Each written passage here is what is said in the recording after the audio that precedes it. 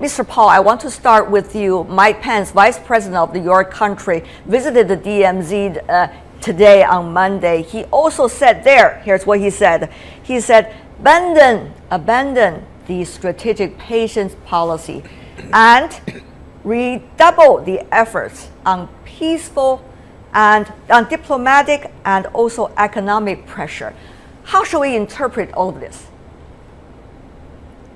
Well, I think it's an important, but just one part of a campaign that's kind of preoccupied the Trump administration in East Asia to focus on the North Korean nuclear threat. Most of the previous governments that have tried to get to denuclearization have not met with success. The Obama administration tried something that people call strategic patience. That has not been successful. So Trump is trying to trade different parts of the relationship with China to get China to put more pressure on North Korea. I see. Just to follow up very briefly, do you think this is likely to be a long-term strategy of the United States, or rather only a short-term option, Mr. Paul? Well, I hope it's not a short-term option. I hope that they do have a longer strategy. There are lots of things that can still be played out. China is showing that it's willing to do a bit more. It's also hoping that the United States will not push for regime change in North Korea or greater instability. The U.S. is trying to suggest to China, to the leadership in China, that you may not like instability in North Korea, but if North Korea doesn't cooperate on denuclearization, you may like even less the kind of instability the U.S. can bring through military force. All right, Mr. Yang, Chinese side also said something. Earlier in our background, the Chinese Foreign Minister Wang Yi, we quoted him, saying, don't let the issue go to an irreversible stage. And all parties should really work hard. Today, the Foreign Ministry spokesperson, Mr. Lu Kang, also said in his daily press briefing that all parties must make their efforts in the same direction. Mr. Yang, how would you interpret it now, the stance from the Chinese side? Well, basically, China hope all the parties, including North Korea, go towards the same direction of the denuclearization with the peaceful manner. Say, denuclearization is the must, but peaceful measures for the goal is also the must. That is China's pair of goals. And fortunately, President Xi and President Trump reached a great consensus about that. That's why just the latest news reported U.S. sent quite several positive signals, say no regime change and Did they say that? Yes. Short of military measures, redouble all efforts, short of military measures, and with something others. Anyway, I think the common ground for U.S.-China cooperation on the denuclearization is strengthened. Okay. And the same direction is getting clearer than before. And the key question now lies in the style of interactions between U.S. and the DPRK, simply because China can facilitate, but China is not the key. The key lies in U.S. and your DPRK. In that case, let's talk about DPRK. In other words, North Korea, as commonly known. Over the weekend, one is the huge anniversary, 105th anniversary parade, coupled with with a military also showcase. Meanwhile, a failed missile tests. Mr. Yang, from the Chinese perspective, how much does this relate to the DPRK's determination to go its own way? How much does that relate to DPRK's concern about its own national security? Well, the parade you mentioned, plus the missile launch, although this failed, typically reflects North Korea's political doctrine, say, tougher reaction responding to the tough action. What I mean is, U.S. has deployed numerous military troops and navies surrounding North Korea. Aircraft carrier. Jet carriers and some Marines and with some others. And facing such military pressures, Pyongyang can have two options. Keep quiet or do something more. Obviously, from political needs, they have to do something more. To deter the others with apparently showcase of military power. Mr. Paul, two things. Let's start with the big one. The armistice, as DPRK has been calling for, has not been signed between North and South, between United States and the North either. Can that be, as China suggested, double track, be also on the agenda? Mr. Paul, this first. Well, if we have the precondition, or some people call it the pre-step in the Obama administration, if we have the precondition met of agreement that the ultimate goal will be denuclearization, then the two-track approach is possible in my reading of the administration's recent statements. But we don't, I mean, if that were to happen, that would be a triumph of hope over experience. Yeah. Experience tells us North Korea will not agree to that. Well, Mr. And Paul, so may I think this is a big roll of the dice. Yeah, if I can, what would account, as you said, so-called evidence of a pause nuclear weapon development? What would be the evidence for that? Yeah. We are not seeing. We just saw over the weekend that although preparations had been made for a nuclear test, it did not occur. Until I have more evidence in the contrary direction, I conclude that China put extreme pressure on North Korea not to conduct a nuclear test, lest oil and other possible supplies be cut off to North Korea. Okay.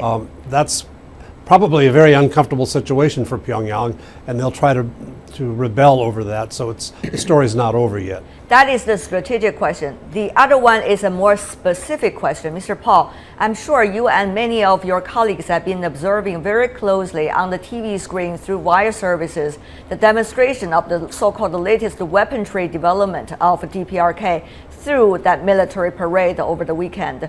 According to some American scholars, it seems that there are models of missiles that's likely to be used to be able to hit the heartland of the United States. I'm saying models once again.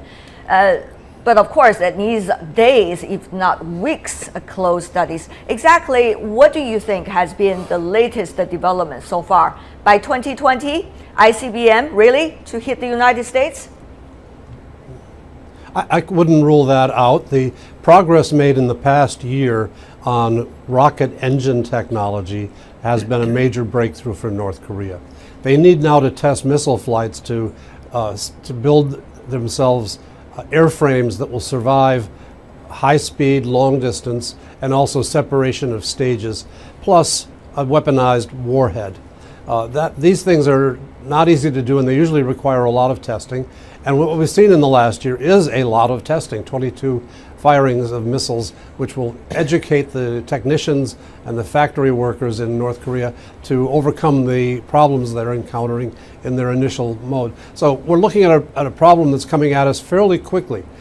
Many would say it's an urgent problem. I'd say it's urgent, but it's not that urgent. We have months ahead to work on this. It's not like it's going to happen tomorrow. Right. Mr. Yang, window opportunity, of course, that window could be quite a big one, according to Mr. Paul. If we're talking about 2020, to say the least, that's still 3 years to go, maybe, half, 2.5. So with that 2.5 years, what can the old sides do? I mean, as the weaponry development really takes its own speed, it is very hard to reverse, I guess, as Mr. Wang, the Chinese foreign minister, said, the whole development anymore. So, Mr. Yang, any specific plan now at this point? You mentioned the economic sanctions. China did do that. Yep. How much has China done that? Now you see that Vice President Pence, together with President Trump, once again put pressure on China to say, do more. Yep. So what has China done? How much more can China do? And what kind of challenges does China face when China really increased the pressure And how much do you think that is likely to solve the problem? All these are very important questions. You have to answer that. Yeah. Well, simply saying, from the 2006, when the first nuclear test took place, China started the economic sanction measures on the North Korean nuclear issue. But with the acceleration of nuclear testing and missile tests, China also accelerated measures. For example, from 2013, September of 13, China issued the first executive order to ban about more than 900 items banned from exporting to North Korea. And then the following 4 executive orders issued till the last February, and banned some exports and imports to and from North Korea. Say, with the acceleration and increasing the tests and increasing the measures. So I believe with the new nuclear test or new ICBM test by North Korea, China will certainly add new pressures. Say, let North Korea take the necessary consequences for their irresponsible and provocative actions by making tests. And by the increasing economic measures, plus the increasing diplomatic efforts, I believe, and China's goal of pulling all the parties, including North Korea, return to the table through negotiation to reach the common goal of the denuclearization, including the common goal by North Korea. Mr. Yang, you have to hold it over there. I mean, you talk about the so-called increased diplomatic effort, if I could quote you just now. Where is it? I mean, China, of course, has been go-between so many countries. You know, you see Mr. Wu Dawei, special envoy, going to South Korea. You see Minister Wang Yi come out and talk about things. You also see there are some shuttling diplomacy going on among some of the other countries, China, Russia as well. But where are the others? Are they only affirming their stance to their allies, for example, the U.S. do, or actually they are doing something more than just talking to their allies? That is what is needed, isn't it? Yeah, actually, the parties concerned is a complex or mixed groups. Some countries are allied relations. Yeah, no, some, it's quite a complicated relation between Russia and the U.S. and China and the U.S. So not allied, but not adversary. Okay, well, then I have to put that question to Mr. Paul. Mr. Paul, beside the shuttling diplomacy China, Beijing has been doing, what has Washington done? Going to South Korea, Japan, to reaffirm the allies, which you already reaffirmed many times? Well, we have a change going on in South Korea, so this is a critical moment to be very steady as a re-election or an election takes place there over the next couple of months. So there's a call for that. One of the weaknesses of the Trump administration is it's heavily loaded with military people and not strong on diplomats. And certainly there are no appointees who have real experience with this complex issue. So I think we're a little bit early in the phase of finding out what the diplomatic strategy will be. If I were to give advice, it would be to put together a major offer together with the other parties concerned to talk about things like the peace treaty, the end of the armistice, economic liberalization, stabilization in the region of powers, positions, major power guarantees. All of this could be put on the table for North Korea, and that would have the diplomatic benefit of building a consensus among the concerned parties who are not on the peninsula, plus South Korea. But that we're still some distance from seeing that. I hope it's in the cards for the months ahead. Well, I hope, Mr. Paul, that President Trump is not only watching Fox News, but also CGTN at this point to listen to what you have just suggested. Having said that, though, Mr. Paul, I cannot let you escape this because right now U.S. increased its military, shall we say, pressure as a stick. So what would that mean for the security in the region? It's wonderful to reaffirm your position of guaranteeing your allies, but at the same time, there is an increasing chance of crossfire as a result. With the several aircraft carrier coming into the region at the end of this month, it's not just the DPRK we're talking about, also some of the other countries in the region, China and Russia, begin to think about, what about that? What is the security that we're talking about here? Mr. Paul. Well, I mean, for those of us who follow this issue closely, every April we have an uptick in tensions on the peninsula because in preparation to deal with the growing missile and nuclear capabilities plus other capabilities in North Korea, the U.S. and South Korea conduct field exercises to which the North always responds with bellicose rhetoric and missile testing. So it happens every April, and then after that's done, we go into a phase where North Korea begins to hint at less tension, and the exercises come to an end. And so I don't think this is going to be a sustained level based on historical experience, unless something dramatic is done by the North to sustain that. I'm also not as some of the new exercises are designed to address the capabilities that North Korea is developing, hence the deployment of THAAD to the southern end of the Korean Peninsula. But some of the things they're doing, like deploying aircraft carriers off the coast, is a swapping out of one aircraft carrier for another. It's not a great increase in pressure on the neighbors, but it is an effort to show North Korea that if we come to blows, the South and the United States will be able to fight effectively together. Well, Mr. Yang, the American side, for example, Mr. Paul, long-term veteran of this issue, might argue that way. But what about from the Chinese side? I mean, you see these aircraft carriers.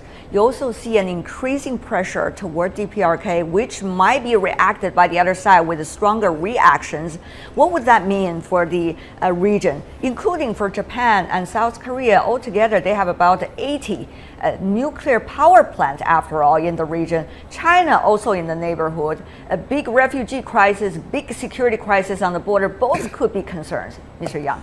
Yes, actually, you have described a very complex dynamics. Any single party's unthoughtful action will trigger a series of terrible reactions or consequences. For example, jet carriers, simply saying, the more military pressures, the more needs for North Korea to hold their nuclear weapons. So it's in terms of denuclearization, the more nuclear military pressures is counterproductive. And furthermore, the more military deployments here, the more uncertainties and potential threats to the surrounding countries, including China. We have seen the gradual increase of American military deployments surrounding here.